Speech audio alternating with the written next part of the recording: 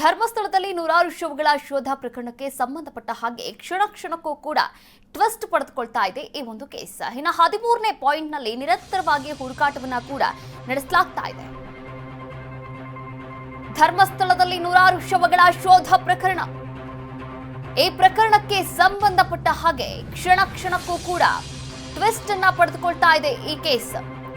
13ನೇ ಪಾಯಿಂಟ್ನಲ್ಲಿ ನಿರಂತರವಾಗಿ ಹುಡುಕಾಟವನ್ನ ನಡೆಸಲಾಗ್ತಾ ಇದೆ.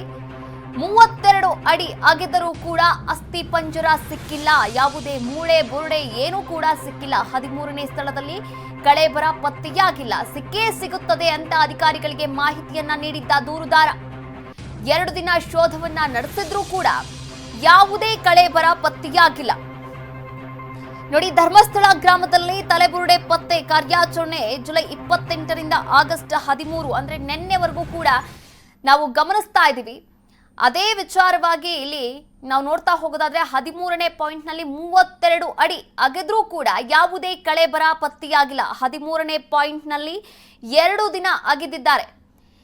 32 ಅಡಿ ಅಗೆದಂತಹ ಸಂದರ್ಭದಲ್ಲಿಯೂ ಕೂಡ ಯಾವುದೇ ಒಂದು ಕಳೇಬರ, ಮೂಳೆ, ಬುರುಡೆ, ಅಸ್ಥಿಪಂಜರ ಏನೂ ಕೂಡ ಪತ್ತೆಯಾಗಿಲ್ಲ.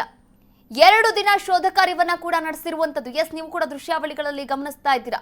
ಮೊದಲು 13ನೇ ಪಾಯಿಂಟ್ ಅಂತ ಹೇಳಿದ್ರು, ಆಮೇಲೆ 13ನೇ ಪಾಯಿಂಟ್ನ ಉತ್ತರ ಭಾಗದಲ್ಲಿ ಅಂತ ಏನು ದೂರುದಾರ ಹೇಳಿದ್ರು.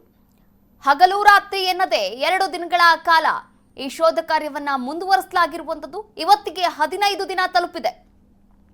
15 ದಿನ ತಲುಪಿದ್ರೂ ಕೂಡ ಯಾವುದೇ 2 ಪಾಯಿಂಟ್ನಲ್ಲಿ ಬಿಟ್ರೆ ಇನ್ನ ಯಾವುದೇ ಪಾಯಿಂಟ್ನಲ್ಲೂ ಕೂಡ ಅಸ್ಥಿಪಂಜರ ಪತ್ತೆಯಾಗಿಲ್ಲ. 13ನೇ ಸ್ಥಳದಲ್ಲಿ ಸಿಗಲಿಲ್ಲ ಕಳೇಬರ.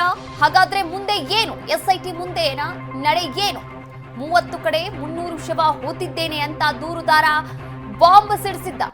30 ಕಡೆಗಳಲ್ಲಿ ಮತ್ತೆ ಶೋಧವನ್ನ ನಡೆಸುತ್ತಾ ಹಾಗಾದ್ರೆ SIT ತೀವ್ರ ಕುತೂಹಲವನ್ನ ಕೂಡ ಮೂಡಿಸಿದೆ. SITಯ ಮುಂದಿನ ನಡೆ ನೋಡಿ. 13 ಪಾಯಿಂಟ್, 30 ಕಡೆ 300 ಶವಗಳನ್ನ ನಾನು ಹೂತಿದ್ದೇನೆ ಅಂತ ದೂರುದಾರ ಅನಾಮಿಕ ವ್ಯಕ್ತಿ, ಎ ಮಾಸ್ಕ್ ಮ್ಯಾನ್ ಬಂದು ದೂರನ್ನ ನೀಡ್ತಾರೆ. SIT ರಚನೆಯಾಗುತ್ತೆ. SIT ರಚನೆಯಾದಂತಹ ಸಂದರ್ಭದಿಂದ ಇಲ್ಲಿಯವರೆಗೂ ಕೂಡ 13 ಪಾಯಿಂಟ್ಗಳನ್ನ, ಈಗ ಕಾರ್ಯಾಚರಣೆ ಏನ್ ನಡೀತಾ ಇದೆ ಇವತ್ತಿಗೆ 15ನೇ ದಿನ, 15ನೇ ದಿನದವರೆಗೂ ಕೂಡ ಕಾರ್ಯಾಚರಣೆಯನ್ನ ಮುಂದುವರಿಸಲಾಗ್ತಾ ಇದೆ.